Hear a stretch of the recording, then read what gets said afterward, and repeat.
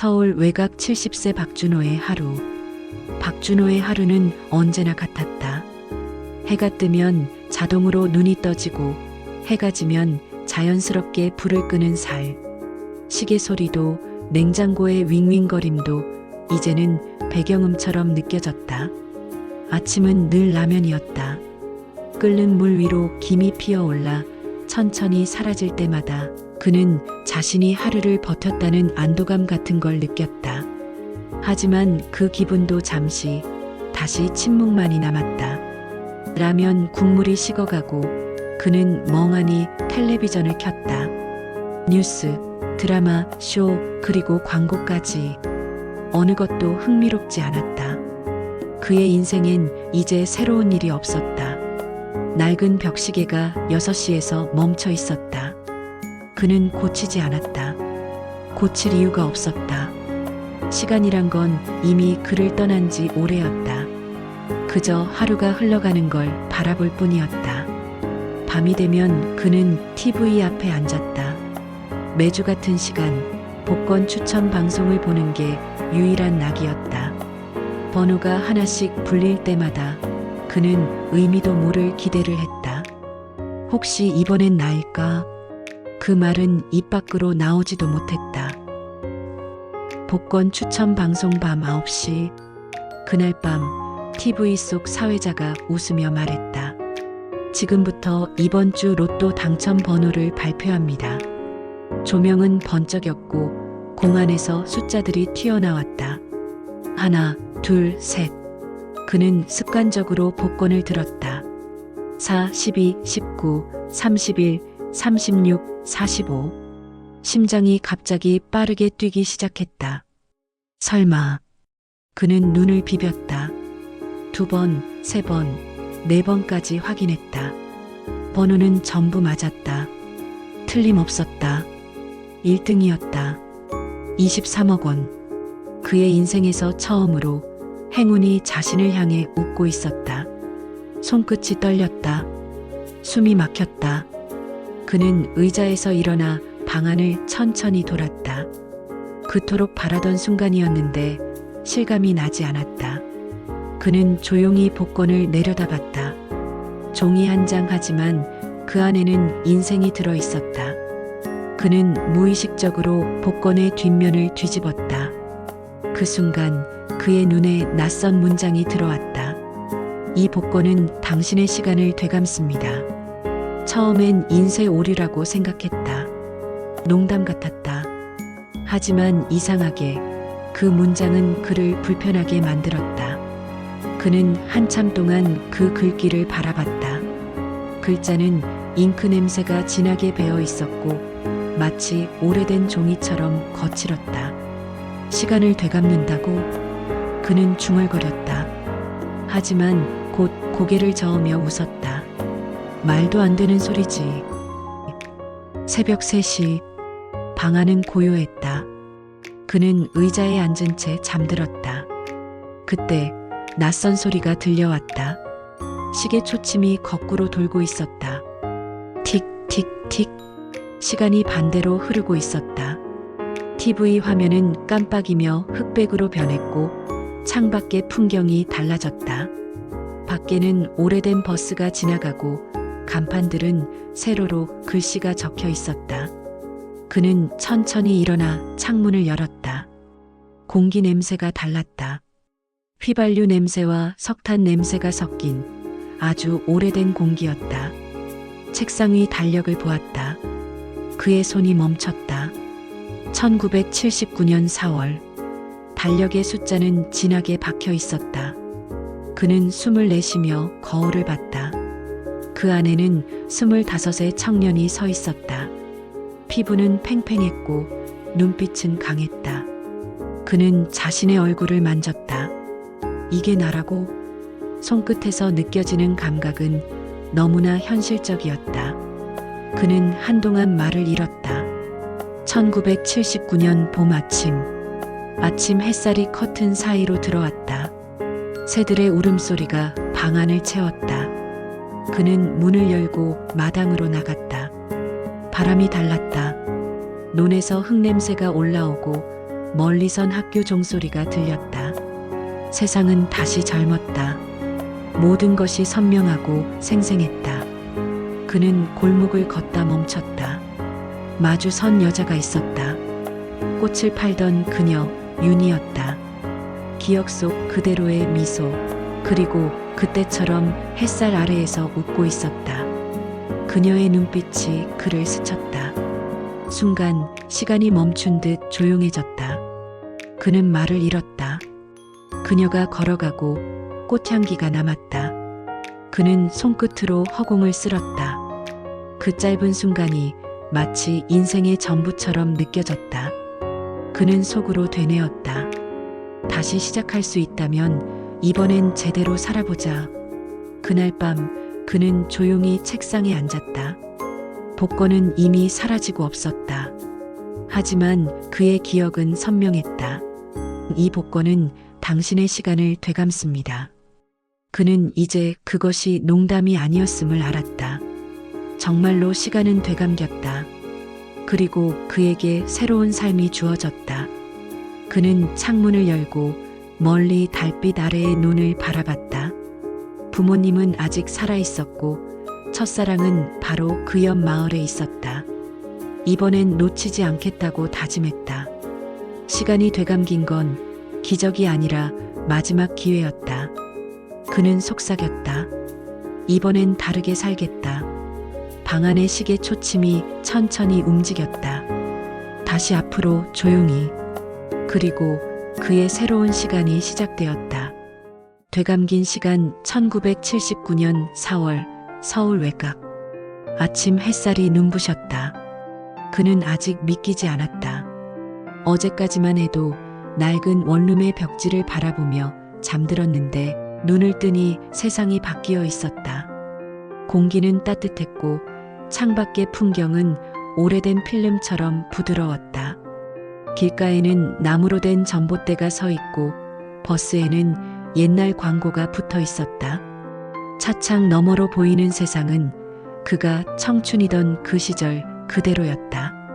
그는 거울 앞에 섰다. 피부는 팽팽했고 손에는 주름이 없었다. 머리카락은 짙은 흑색으로 빛났다. 70년의 노쇠한 몸이 아니라 25살의 청춘이 거기에 서 있었다. 그는 잠시 두려웠다. 하지만 곧 입가에 미소가 번졌다. 다시 살 수 있다면 이번엔 후회하지 않겠다고 다짐했다. 그의 심장은 마치 오래된 시계가 새로 감긴 듯 힘차게 뛰고 있었다. 부모님과의 재회. 문을 열자 어머니가 서 있었다. 젊고 건강한 모습이었다. 그녀의 얼굴엔 주름이 없었고 손에는 젖은 수건이 들려 있었다. 그녀는 환하게 웃으며 말했다. 준호야, 벌써 일어났니? 그는 말이 나오지 않았다. 40년 만에 다시 듣는 목소리였다. 가슴속이 저릿하게 뜨거워졌다. 그는 잠시 말없이 고개를 숙였다. 눈물이 왈칵 쏟아지려 했지만 그는 참았다. 아버지가 마당에서 나왔다. 단단한 어깨, 선명한 눈빛. 기억 속에서 이미 떠나간 그분이 지금 눈앞에 서 있었다. 그는 숨을 들이켰다. 이건 꿈이 아니야. 식탁 위에는 김이 나는 된장국과 따뜻한 밥이 놓여 있었다. 그는 한 숟가락을 떠먹었다. 그 맛은 세월이 흘러도 변하지 않았다. 그 순간 그는 되감긴 시간 속에서 가족의 온기를 다시 느꼈다.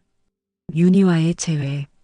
점심 무렵 그는 오랜 기억 속 그 골목으로 향했다. 낡은 간판과 잡화점, 아이들의 웃음소리. 모든 것이 익숙했지만 어딘가 낯설었다.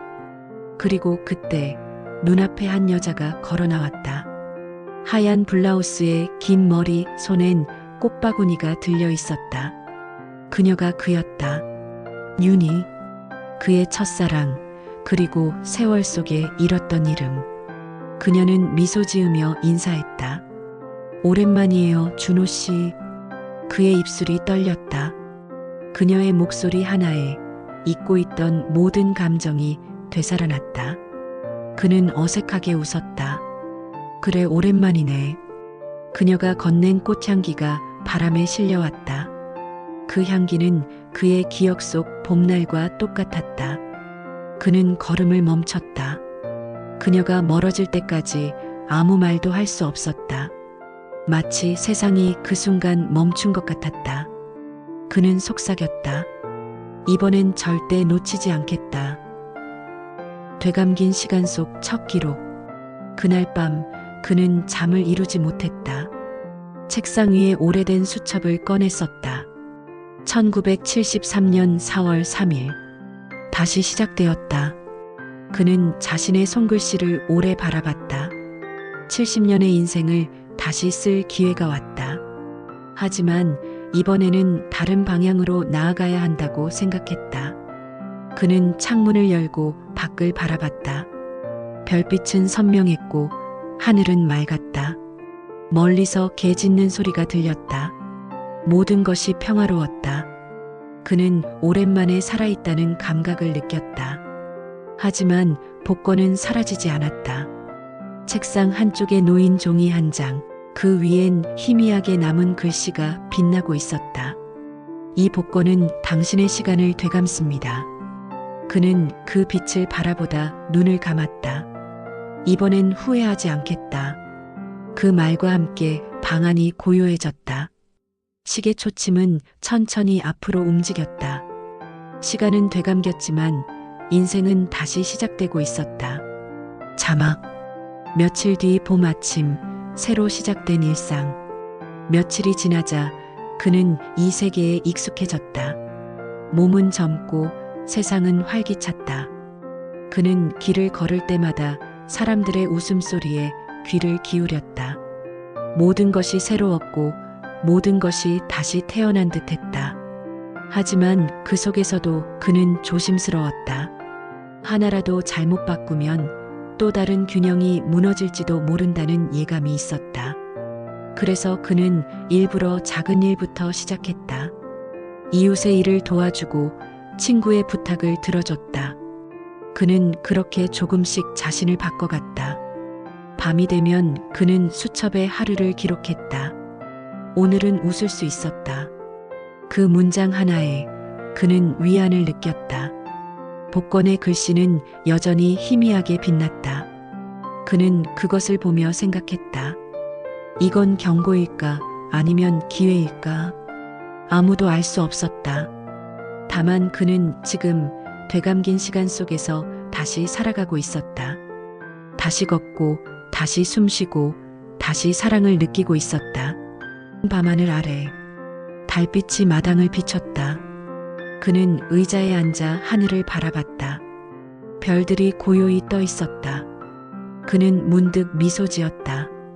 이번엔 다르게 살아보자. 그는 그렇게 말하며 눈을 감았다. 시간은 고요하게 흘렀고 시계 초침은 다시 앞으로 움직였다. 되감긴 인생의 첫 봄밤은 그렇게 끝나갔다. 며칠 뒤 1979년 봄 서울 외곽. 며칠이 흘렀다. 그는 여전히 이 모든 일이 믿기지 않았다. 하지만 매일 아침 눈을 뜰 때마다 현실임을 깨달았다. 모든 게 젊었고 세상은 가능성으로 가득했다. 그는 손에 쥔 미래의 기억을 떠올렸다. 이제부터 진짜 인생이 시작이야. 그는 거울 속의 자신에게 속삭였다. 그 말엔 설렘과 욕심이 함께 섞여 있었다. 신문을 펼쳤다. 일면에는 굵은 제목이 실려 있었다. 서울 강남 개발 본격화. 그의 눈빛이 반짝였다. 기억 속 미래가 겹쳐졌다. 이곳은 곧 대한민국의 중심이 될 것이다. 그는 펜을 들어 수첩에 적었다. 강남, 반도체, 주식, 외환. 그리고 단단히 마음을 다잡았다. 이번엔 절대 실패하지 않겠다고. 자막. 계획의 시작. 다방 구석자리에서 그는 신문과 메모를 번갈아 보았다. 마을 친구 둘이 다가와 물었다. 준호야, 요즘 무슨 일 해? 그는 웃으며 대답했다. 미래를 준비하고 있어. 친구들은 그가 농담한다고 생각했다. 하지만 그는 진지했다. 그는 이미 2020년까지의 세상을 알고 있었다. 무엇이 성장하고 무엇이 무너질지 모두 알고 있었다. 그날부터 그는 움직였다. 은행에서 대출을 받고 토지를 매입했다. 젊은 나이에 큰 돈을 움직이는 그를 사람들은 신기하게 봤다. 하지만 그는 두려움보다 확신이 컸다. 이번엔 절대 놓치지 않는다. 그의 손은 떨리지 않았다. 복권의 문장이 머릿속에서 희미하게 맴돌았다. 이 복권은 당신의 시간을 되감습니다. 그는 의미를 잊으려 했다. 대신 돈을 세며 새로운 숫자를 외웠다. 조용한 경고. 그날 밤 방 안의 공기가 미묘하게 달라졌다. 책상 위 복권이 희미하게 빛나고 있었다. 그는 그것을 들었다. 빛은 서서히 강해지더니 글씨가 새겨졌다. 당신의 선택이 과거를 흔듭니다. 그는 찡그리며 말했다. 과거를 흔들다니 그게 무슨 뜻이지? 아무도 대답하지 않았다. 시계 초침만이 조용히 움직였다. 그는 복권을 서랍 속에 넣어버렸다. 이건 그냥 장식품이야. 스스로를 달래듯 중얼거렸다. 그러나 마음 한구석이 불편했다. 무언가가 어긋나고 있다는 불길한 느낌이 있었다. 며칠 후 그는 신문을 펼치며 미소 지었다. 부동산 폭등, 신흥 부자 등장. 기사 속 사진엔 그의 건물이 있었다. 사람들은 그를 행운의 사나이라 불렀다. 그의 아버지는 자랑스러워했고 주변 사람들은 그의 성공을 부러워했다. 친구들은 조언을 구했고 그는 미래를 아는 사람처럼 자신 있게 말했다. 이건 단지 시작일 뿐이야. 하지만 성공은 늘 그림자를 데리고 온다. 윤희는 변해버린 그의 눈빛을 느꼈다. 그의 말은 짧아졌고 표정엔 여유가 사라졌다. 그녀는 말했다. 요즘 당신 너무 달라졌어요. 그는 웃었다. 이게 현실이야. 어른이 되는 거지. 그의 목소리엔 자부심이 섞여 있었다. 하지만 그 자부심이 바로 균열의 시작이었다. 작은 불행의 시작. 성공의 소문은 빠르게 퍼졌다. 마을 사람들은 그를 부러워했지만 동시에 멀리했다. 준호는 이제 우리랑 달라. 돈 냄새가 나. 그는 신경 쓰지 않았다. 부가 커질수록 사람들의 말은 무의미해졌다. 하지만 어느 날 한 상인이 찾아와 말했다. 당신이 들어온 건물 때문에 우리 가게가 망했어. 그의 눈빛이 흔들렸다. 하지만 곧 표정이 굳었다. 세상은 약자가 버티는 곳이 아니야. 그 말은 그조차도 낯설게 들렸다. 어딘가에서 들려오는 경고처럼 느껴졌다. 그는 복권을 떠올렸다. 당신의 선택이 과거를 흔듭니다. 그 문장이 머릿속에서 메아리쳤다. 불안의 시작. 밤이 되자 잠이 오지 않았다. 성공의 흥분이 식고 불안이 스며들었다. 그는 거울 속 자신을 바라봤다. 눈빛은 날카롭고 표정은 차가웠다. 이제 그는 더 이상 그때의 박준호가 아니었다. 책상 위 복권이 또다시 빛났다. 이번엔 이전보다 강한 빛이었다. 그는 손으로 덮었다. 이제 그만 좀 하라고. 그는 소리쳤다. 하지만 빛은 꺼지지 않았다. 복권 위에 글씨가 바뀌었다. 당신의 대가가 시작됩니다. 그는 숨을 멈췄다. 그때 창밖에서 고양이 울음소리가 들렸다. 이상하게도 그 울음이 사람의 울음처럼 들렸다. 복권의 빛. 복권은 천천히 빛을 잃었다. 하지만 그 불길한 문장은 마음속에 남았다. 그는 깊게 숨을 들이쉬며 창문을 닫았다. 달빛이 커튼 사이로 들어와 그의 얼굴을 비췄다. 그는 중얼거렸다. 나는 잘못한 게 없어. 하지만 그 말은 자기 위로였다. 눈을 감자 머릿속에 윤희의 얼굴이 떠올랐다. 그녀의 미소는 여전히 따뜻했다. 그러나 그 미소 뒤에는 슬픔이 있었다. 그는 천천히 손을 들어 가슴 위에 올렸다. 심장이 불안하게 뛰고 있었다. 성공의 시작은 그렇게 불안의 씨앗을 함께 품고 있었다. 그리고 그 불안은 곧 현실이 되어 돌아올 것이다. 그는 속삭였다. 내가 바꾼 건 과거가 아니라 나 자신이었나 보다. 복권의 빛이 완전히 사라졌다. 방 안엔 침묵만 남았다. 밖에서는 바람이 불었다. 커튼이 천천히 흔들렸다. 그리고 그 순간 시계가 멈췄다. 1973년 여름 성공의 절정. 박준호의 이름은 이제 작은 마을을 넘어 퍼져 있었다. 신문에는 그의 이름이 실렸고 사람들은 그를 천재 사업가라 불렀다. 그는 자신이 세상을 바꾸고 있다고 믿었다. 젊음, 재산, 명예, 그리고 자신감. 모든 것이 완벽해 보였다. 하지만 이상했다. 행복하지 않았다. 밤이 되면 묘한 불안이 그를 찾아왔다. 복권의 빛은 점점 강해지고 있었고 그는 그것을 일부러 보지 않으려 했다. 윤희는 말했다. 요즘 당신 너무 멀어졌어요. 그는 대답하지 않았다. 대신 서류 더미를 정리하며 숫자만 세었다. 사랑보다 숫자가 더 중요해진 순간 그의 인생은 조용히 금이 가기 시작했다. 갑작스러운 사고. 그날 밤 전화벨이 울렸다. 낯선 번호였다. 그는 전화를 받았다.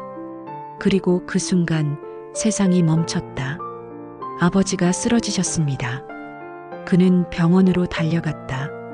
하얀 복도, 형광등 아래에서 의사가 말했다. 뇌출혈입니다. 원인은 알 수 없습니다. 그는 말을 잃었다. 아버지는 언제나 강했다. 무너질 리 없는 사람이라 믿었다. 그는 손으로 얼굴을 감쌌다. 복권의 글귀가 머릿속에서 울렸다. 당신의 선택이 과거를 흔듭니다. 그는 천천히 고개를 들었다. 눈앞의 현실이 서서히 무너지고 있었다. 시간이 멈춘 듯 모든 소리가 멀어졌다. 마지막 대화. 아버지는 의식이 희미했다. 손끝이 떨리고 숨소리가 가늘었다. 그는 아버지의 손을 꼭 잡았다. 아버지, 조금만 버텨요. 제가 다 해결할게요. 하지만 대답은 없었다. 그의 목소리는 공기 속으로 흩어졌다. 그는 눈을 감았다. 자신이 만든 성공이 이렇게 돌아올 줄 몰랐다. 균형이 무너졌다. 그가 바꾼 과거가 누군가의 생명을 대신 데려간 것이다. 눈물이 흘렀다. 그러나 그는 울지 않았다. 마음속 어딘가에서 냉정한 목소리가 말했다. 이건 대가야. 그 순간 복권이 스스로 빛나기 시작했다. 서랍이 흔들리고 공기가 떨렸다. 빗속에서 한 문장이 새겨졌다. 한 번 더 되감을 수 있습니다. 자막. 집 장례식 전날 밤. 그는 침대에 앉아 복권을 바라봤다. 손끝이 시렸다. 복권의 표면은 불에 탄 듯 거칠었다. 한 번 더 되감을 수 있습니다. 그 문장을 수없이 읽었다. 되감을 수 있다면 이번엔 사랑을 되돌리고 싶었다. 돈도 명예도 다 의미가 없었다. 창밖에는 비가 내리고 있었다. 창문에 닿은 빗방울이 천천히 흘러내렸다. 그는 손가락으로 그 자국을 따라 그렸다. 그래, 이번엔 사랑이다. 그 말이 입 밖으로 새어나왔다. 그때 복권이 강하게 빛났다. 방 안의 공기가 흔들렸다. 시계가 멈췄다. 초침이 역으로 움직이기 시작했다. 장례식 날 세상은 회색이었다. 검은 우산 아래에서 그는 아무 말도 하지 않았다. 사람들은 그의 성공을 부러워했지만 그의 슬픔을 이해하지 못했다. 윤희가 다가왔다. 그녀의 눈엔 눈물이 맺혀 있었다. 당신이 바라는 건 대체 뭐예요? 그는 대답하지 못했다. 그녀는 고개를 저으며 돌아섰다. 비가 떨어져 그녀의 뒷모습을 가렸다. 그는 묘비 앞에 섰다. 손안의 복권이 미세하게 진동했다. 빛이 새어나왔다. 그는 눈을 감았다. 이번엔 사랑을 되돌리겠다. 그 말과 함께 복권이 폭발하듯 빛났다. 시간의 재시작. 모든 것이 흔들렸다. 시계는 멈췄다가 역으로 돌아갔다. 공기 중 먼지가 거꾸로 움직이고 물방울이 위로 흘렀다. 그는 복권을 쥔 채 숨을 내쉬었다. 이번엔 사랑이다. 그 말이 방 안을 울렸다. 빛이 점점 강해졌다. 벽, 천장, 바닥 모든 것이 뒤틀렸다. 공기와 기억이 섞이며 시간의 흐름이 거꾸로 휘청거렸다. 그는 마지막으로 아버지의 얼굴을 떠올렸다. 그리고 윤희의 웃음을 떠올렸다. 그 두 얼굴이 겹쳐졌다. 눈물이 흘렀다. 이번엔 놓치지 않겠다.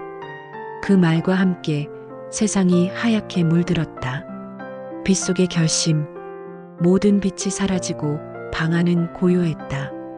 복권은 천천히 타올라 사라졌다. 그의 손바닥엔 붉은 자국만 남았다. 그 자국은 따뜻했다.